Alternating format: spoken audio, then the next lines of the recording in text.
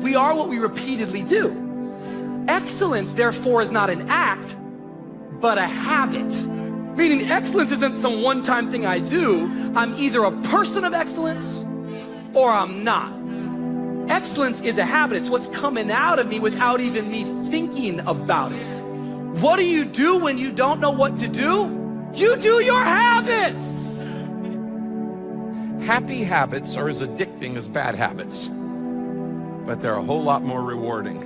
There aren't the negatives that are given to bad habits. Now, bad habits take some time to develop. You don't develop them overnight. And the same thing with good habits. You don't develop them overnight. But happiness and the habits of happiness can be developed so that they become habitual in your life. In your life, you create the atmosphere. Have you ever noticed that emotions create atmospheres? If somebody's sad, you walk into the room and you feel that sadness. If somebody, for example, is angry, if they're upset about something, without a word being said, they project from their spirit into the atmosphere of a room a negative feeling just from the anger that they possess. When you understand that, you have to ask the question, what is the atmosphere of your life? You see, a crisis, before it creates habits, it exposes habits. Difficult times, before it defines something that you're doing, it just exposes who you already are. And the problem with difficult times is difficult times make bad habits worse. So they just get worse. It's amazing right now because so many of us, bad habits are coming out of us. I see so many bad habits in this crisis. I see myself at times being tempted to fall into bad habits. Bad habit. This is the bad habit you see right now in the world right now. Approval seekers. Listen to me. If you live for people's approval, you will die by their rejection. And see, this is so critical because some of us don't like what we're getting in our life. And we don't like the way our relationships flow. We don't like the way our bodies look, and we don't like the way our bodies feel. And we don't like the way that we go running around from this thing to that thing, and we don't like the way that our lives are constantly feeling empty. That's the product. So if you don't like that product, you can hate the product all you want. But the problem is not the product. The problem is the pattern. I'm coming after your excuses. Because so often, we want to blame the tree for the fruit that's not there. We want to blame circumstances for the way things are. We want to blame genetics for the reason we're kind of fat. We got all these problems. All these problems. But folks, might I suggest that the problem isn't what they did to you, what they said to you, what they didn't do for you. The problem is the pattern of your response. It's the pattern. Let's change the pattern. What kind of people do you have around you? That's what creates the atmosphere of your life. Are they negative or are they positive? Are they faith-filled or are they fear-filled? Because the people around you create the atmosphere of your life. Don't look for happiness. Create it. Happiness is not something you look for. Happiness is something you create, and it's your choice. You're as happy as you choose to be. Happiness is not a goal. Happiness is not a goal. It's actually the result of right thinking, right living, right acting. It's the byproduct. If you make happiness the goal of your life, you're going to live a very self-centered life. And that's going to end up making you miserable. Making happiness the goal of your life will guarantee that you're never going to be happy. Happiness is never the goal. It is always the result. It's always the byproduct of something else. Sometimes, because the battle is taking longer than we thought, we become weary. When the difficulty is lasting longer than expected, we're working hard but not seeing increase, weariness will come. If the enemy can't take you out all at once, his next strategy is to try to wear you down. Many people are suffering from battle fatigue. They've been standing a long time, trying to break the addiction, believing for the promotion, but it hasn't happened yet. They never dreamed they'd still be single, still be dealing with the illness, still be trying to get the loan.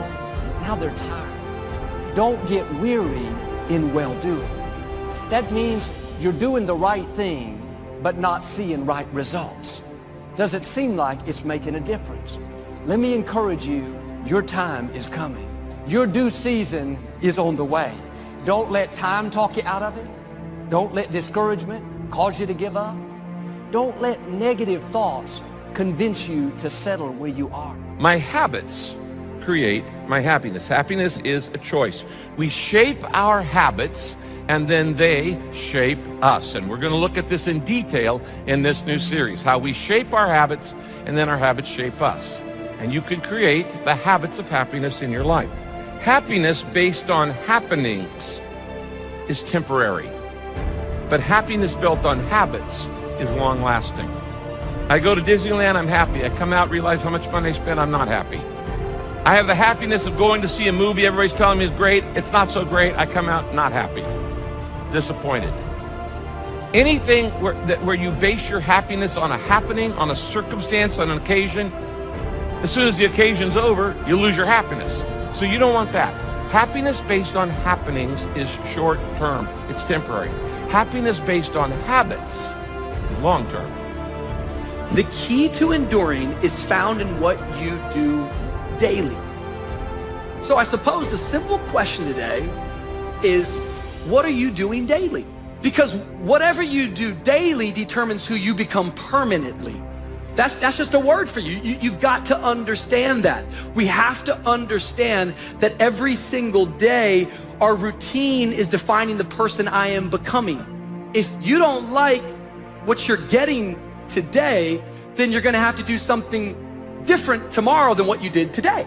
See, you have to change your routine in order to change your life. What I'm doing daily is creating my habits. The reason why most people don't make it, because they focus more on their distractions rather than their destiny. People that are hungry, they don't care.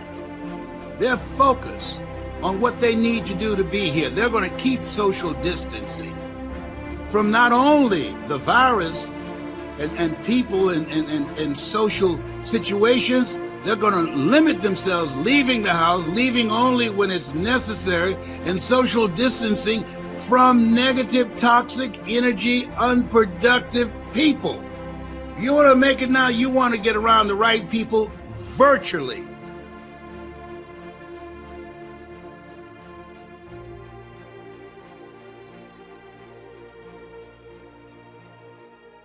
You were not born to be defeated. You were not born to be depressed and discouraged permanently. You were not born to be destroyed by the things that come against your life, whether it's abuse, whether it's addiction. I'm not denying that temporarily things will seem to triumph and trample you. But I'm telling you that that is not your destiny and that is not your future, because you were born to win. Our words are setting the direction for our lives. If you want to know what you're going to be like 5 years from now, listen to what you're saying about yourself. Well, I'll never get well. I'll never meet the right person. You are prophesying your future. You can't speak defeat and have victory. You can't speak lack and struggle and have abundance.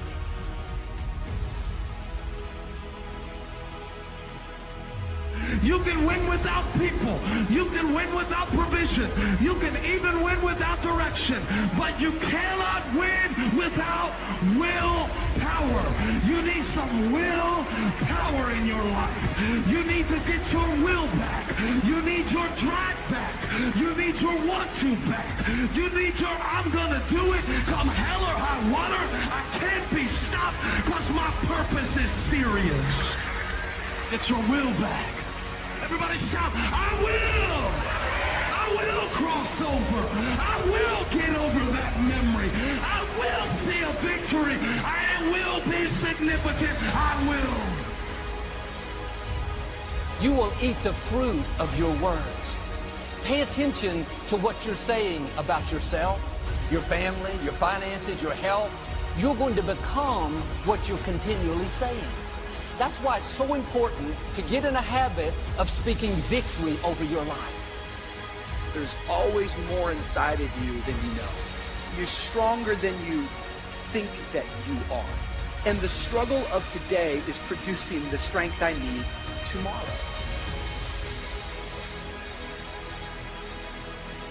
If we want to grow stronger, we have to get comfortable with exposing our weakness. Because the reality of it is the only way that I can get strong is when I get comfortable in confronting my weakness, exposing my weakness, getting vulnerable with my weakness. Going into that workout that day, I was embarrassed, I was afraid, I was concerned. I didn't think I could do it, but I actually had to come in and face the weakness inside of me that I might encounter the strength that I have yet to discover. See, strength doesn't come from what you can do. It comes from overcoming the things you thought that you couldn't do. You were born to win. And in the end, even though momentarily it will look like the dream is finished, your life is not going to be anything worth celebrating. It'll look like a troop has trampled you, we would say, in the ground. But in the end, you'll triumph. In the end, you'll win. I'm still scared, but it doesn't have to stop me. So what I'm saying is, not that I won't feel fear, not that I won't have questions, but I won't stop. I won't stop. I won't stop. That's what I won't do. I won't stop. I won't back down. I will not give in. I will not surrender. I will not give away my joy. I will not give away my peace. It's too expensive. You can't have it. It's too valuable. It's the only treasure I've got. Let everything you say be good and helpful so that your words will be an encouragement to those that hear them. One person that hears your words is you. They go out of your mouth and back into your own ears. If you hear them long enough, they'll take root in your spirit. You believe what you say about yourself more than what anyone else says.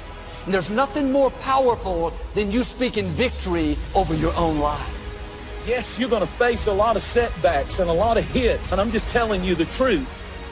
But let me let you know that it's not going to end with a troop trampling you down to the ground. There will be, at times, a severe struggle. But in the end, you will win. In the end, you will get back up. You were born to overcome. You were born to win. It may not happen overnight, but you have to keep speaking victory. Keep calling yourself healthy. Keep declaring those dreams are coming to pass. Although a ship is large and driven by strong winds, it is steered by a small rudder wherever the pilot wants it to go. It's the same way with the tongue. Even though it's a small part of the body, it's steering your life. What you're saying is determining which direction you go. The good news is you have control over the rudder. You control your tongue. Are you sending your words out in the direction you want your life to go? I think we all like to win. I'm not sure we all like the preparation that it takes to be a winner. John Wooden, my mentor, who was the incredible coach for the UCLA Bruins when they won 10 national championships, Sports Illustrated said he was the greatest coach of the last century. I asked him one day, I said, "Coach, what do you miss most about coaching?" And he said, "The practices." Isn't it interesting? I said, "You not the games?" He said, No. He said, "Our practice determined how we played the game." He said, "By the time the game day came, I just sat there on the bench with my rolled up program in my hand and kind of laid back and let my team play." He said, "We prepared for that game. We practiced for that game." He said, I miss the practices. I miss the process of doing what we needed to do so that we could get to where we needed to go." If you believe in what you're doing, that's fuel. It adds more fuel to your fire. You gotta keep going, you gotta keep pushing through, you gotta keep persevering, because at the end of the day, when you do, and you do, and you do more, you will be amazed at how the universe conspires to help you get to the place that you wanted to get to. So believe in you, block out the shade, and let your sun shine on through, because it's on you to be you. Some of y'all are way too old to be acting brand new. And I thought to myself, oh my gosh, what an incredible formula for winning. What an incredible formula for success. Anybody can be good once in a while. You got to really practice if you want to win all the time. John Wooden knew that practice was the key to winning. And that's the mindset that each and every one you have to have when you're trying to do something. I don't care if it's friends, family, I don't care what it is, business, on your job. You have to believe you can get the promotion. You have to believe you can get the right soulmate. You have to believe that your job can go to another level. Your business can go to another level. Because you think you can't, but I'm telling you to your face, yes, you can too. You got the power to make them doubters and haters all now believe in you. Tell me one thing in your life that is great that came as a result of being comfortable. Because everywhere I look and everywhere I see in today's society, everybody's doing everything they can to be more comfortable. They're looking for the more convenience. They're looking for the quicker. They're looking for the faster. See, there's opportunity in that for those of you that want to get better. Because I'm going to tell you right now, all the reasons that these successful people that you look up to, that you aspire to be like, are the way they are, have all come from a place of being uncomfortable. We do not retreat. We do not give up. We do not surrender. And the reason why most of you are not successful is because every single time stuff not going your way, you give up, you quit, you let go, and people feel weakness. They feel it. You can feel when somebody's not committed. Understand that when you're trying to avoid the pain, when you're trying to avoid the struggle, when you're trying to avoid the hard things, you are actively choosing to be average. You are actively choosing to be mediocre. And you are actively choosing to move further away from what you want in life. When they're not all in, when they're not dedicated, and there's another level you get to when you go all in. Look at your belief system every single day and stick with it. Don't rush the process, trust the process. Don't rush the process, trust the process. You guys have got to believe in yourself. Headstrong, mentally tough. That's the only way through the bullshit here in life. Winners, the difference between them and the spectators is the winners have a belief that overrides the crowd's disbelief every single time. There's no excuse for not being the hardest worker. Yeah, someone might be bigger, stronger, faster, quicker, younger, whatever else, but there is no excuse to not be the hardest fucking worker there. Because that hardship and that pain and that struggle, they give you the skills that will forge you into a motherfucking champion. No longer are we going to accept rhymes and society's rhyme the reason that we are average. Average is a weak mentality. We must believe it so much so that we're arrogant about it. We must be pissed off for excellence. The easy route never pays well. The only route in life that pays well is the hard route. You working out, you want to die. Feel it happening in you. Feel the pain happening in your legs as you rep out one more squat. Because it'll be all the more pleasurable when you reach the inevitable other end of the spectrum where you're laying in your hammock, sipping on a protein shake. Boy, I really went hard. I really went hard on that set. I really went hard in school. I really went hard in my career.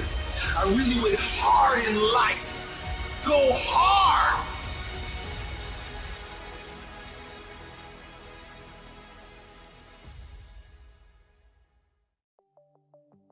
If your parents, if the people around you said all the things you thought they should have, if they had just not been toxic, if they'd encouraged you, you wouldn't have any muscle. And right now you don't have any muscle because you're using that as the excuse, if you're thinking that. Now, I'm not attacking you, brothers and sisters. I'm calling to you because I know you're more. Otherwise, I'd just keep my mouth shut. You've been hypnotized by a culture of weakness. Now, having said that, I'll say one last thing. I know you haven't got other questions. It's so important what you ask.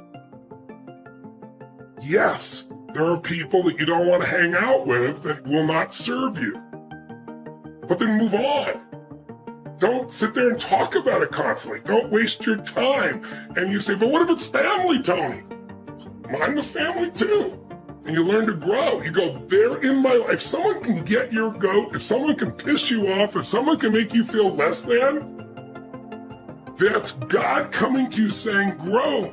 You need some spiritual growth. There's got to be some change in your perception, your belief, your emotions, your spiritual look of life. So that can't happen anymore. And when it happens, like at 61, I've been through so many of those things.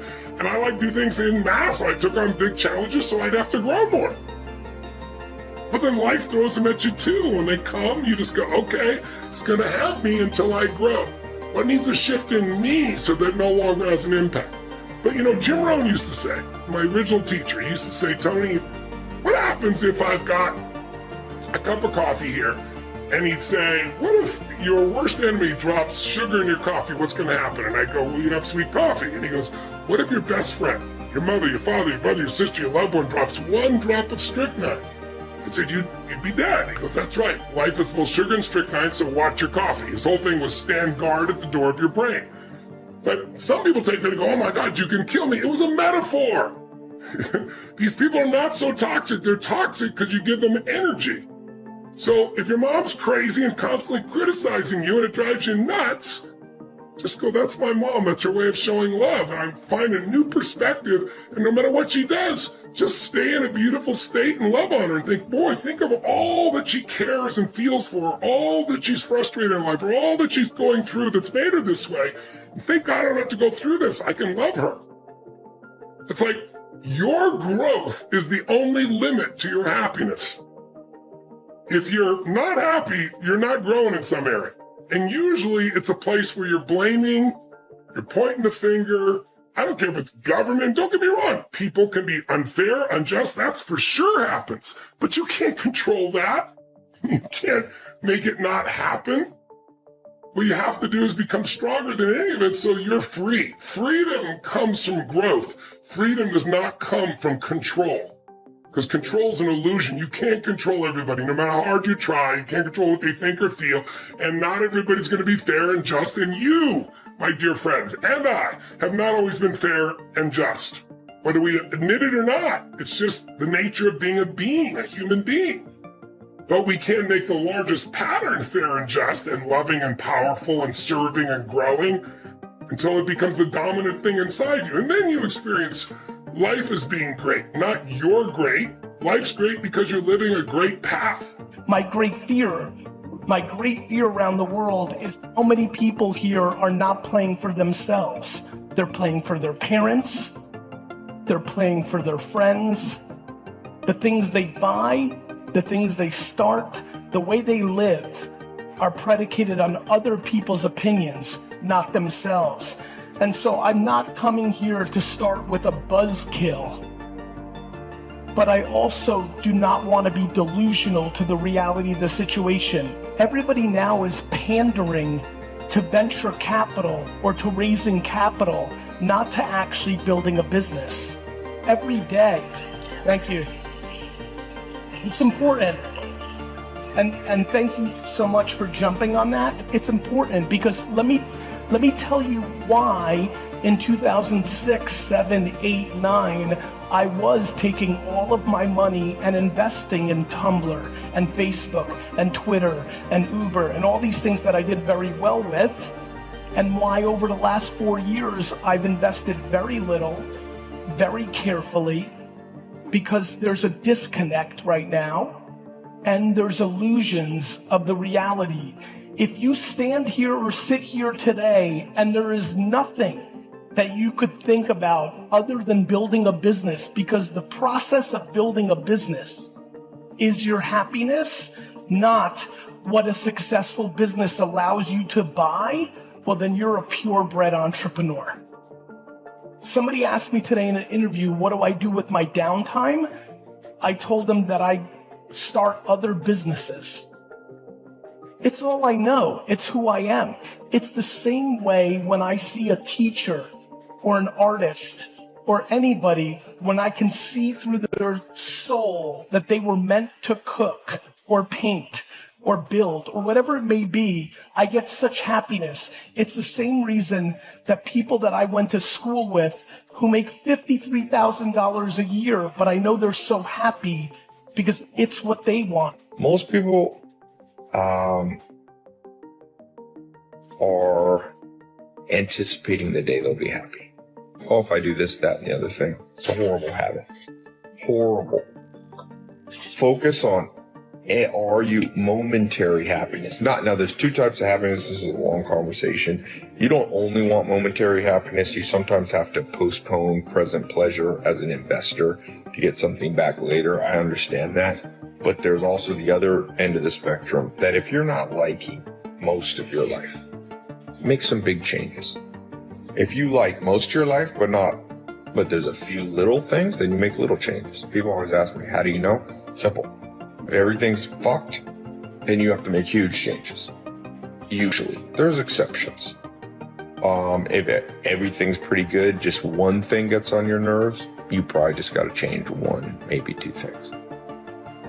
But get to that place where depression's diminishing, even if you have to do something dramatic, even if you have to quit a job, even if you have to move out from somebody you're living with, even if you have to spend less time with a family member, or you can't sacrifice your happiness overall unless you're investing. So let's say, for example, you go to the gym and you're not that happy to be lifting weights because it hurts. Well, that's temporary pleasure that has a payoff very quickly. And your body gets healthier. That kind of pain you can keep around because there's a gain to it. There's the pain and then the gain. But a lot of us, and I've done this before, you get to a place where there's pain, but there's no gain. It's just pure pain. Kobe Inc. and this venture capital firm are a lot to take on.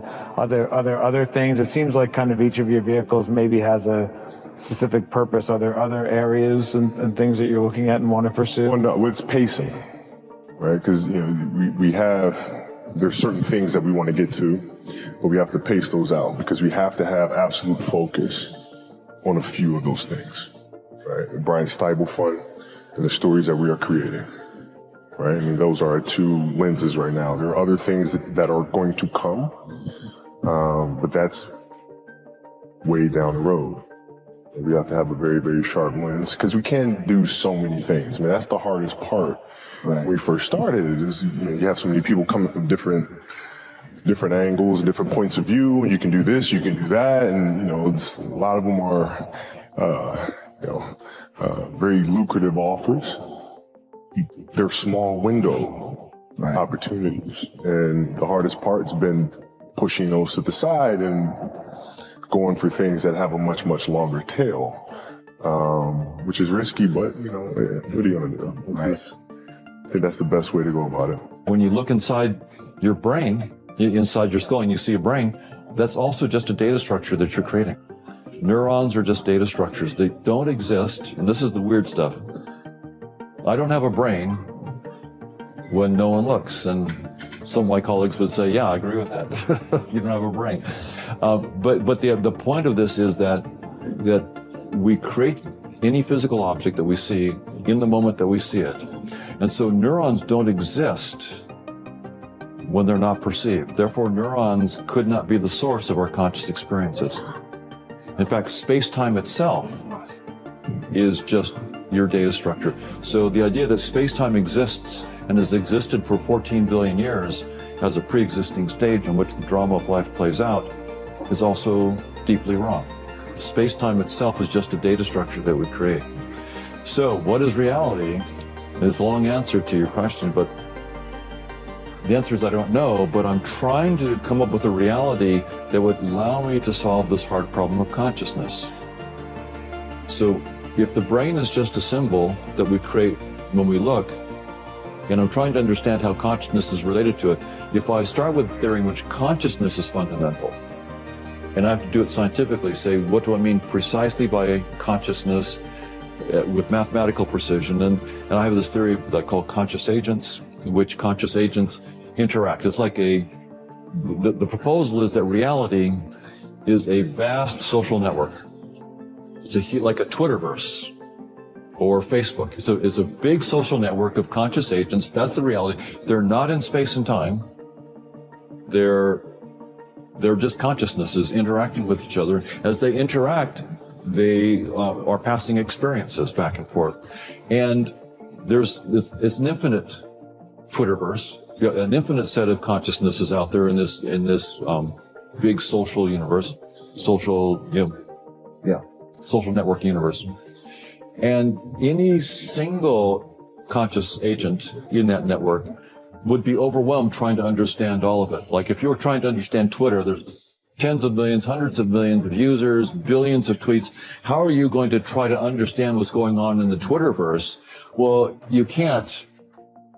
But what you can do is you can use visualization tools. Suppose I have a visualization tool that compresses it all down, shows you what's trending in this city and what's trending over there. So you compress it all down, maybe into something that you can see through a headset, so that you can actually, well, here's the Twitterverse in London, here's the Twitterverse in Edinburgh, and so forth, and here's what's going on, here's what's trending. Then you can sort of visualize it.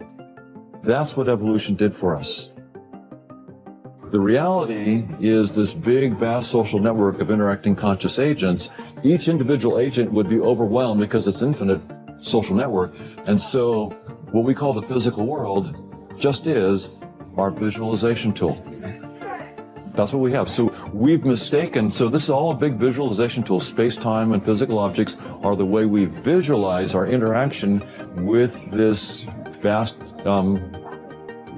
universe of social network universe. If I died today, would I regret not going after this fear? Would I regret that I didn't share this with my girlfriend, my husband, my wife, my kids, that I didn't go back to school, that I didn't write the book, launch the podcast, whatever it is, would I regret it? And for me, I just never want to regret. So I'm like, okay, I've now found a process. I've hired someone to do 3 days a week. I'm fitting it in my calendar. This is a priority every day.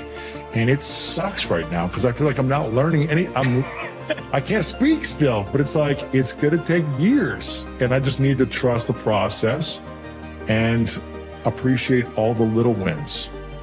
And don't try to be fluent right away. Just be like, okay, I know a couple more words today. And that's what I think, if people could do that, their life would be that much more magical if you wrote down your biggest fears and you started tackling them every year.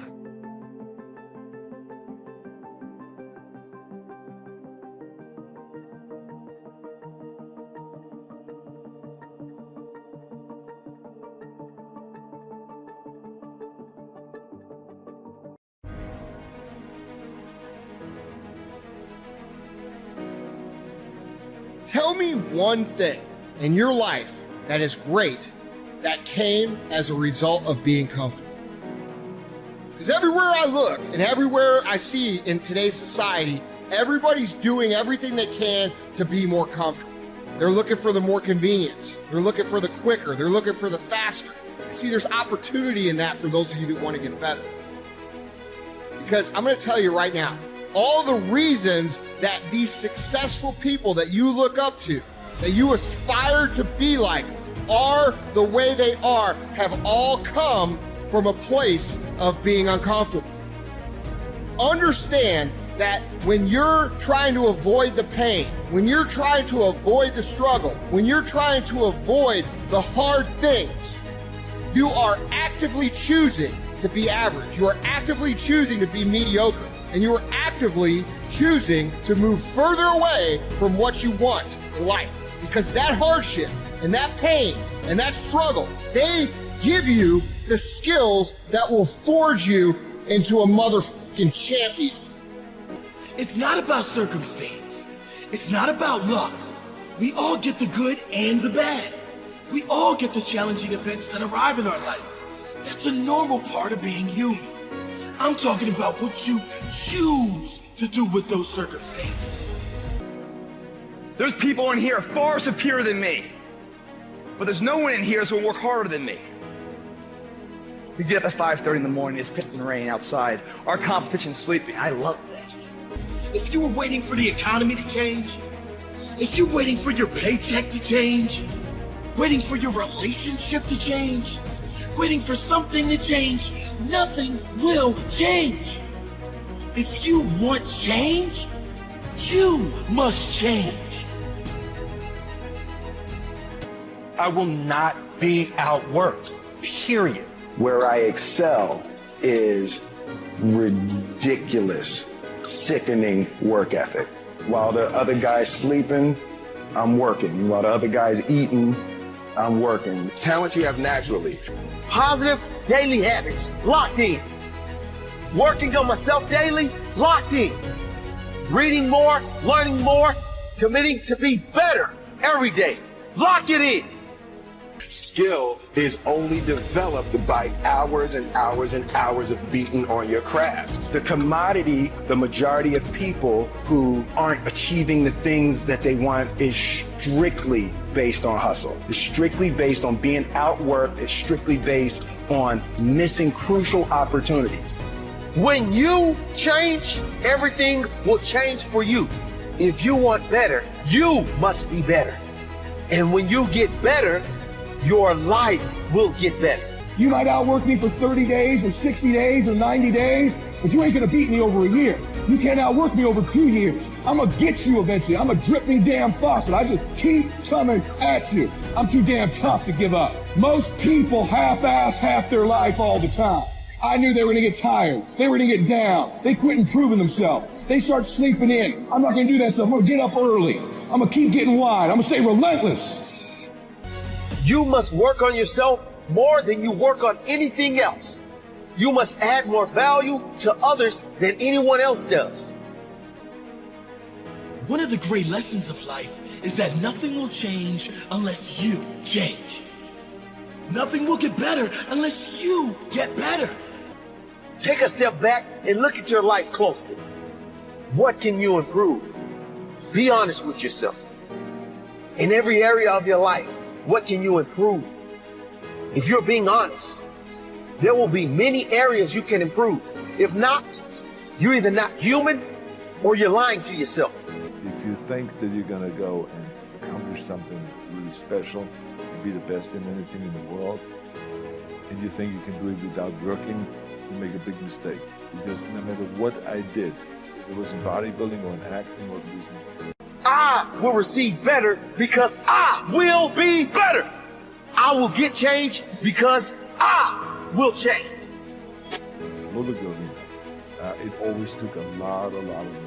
And you got to put out, and you got to, something take a lot of sacrifices. Notice, if you're not willing to work hard, forget about it. So there's another rule that is very important.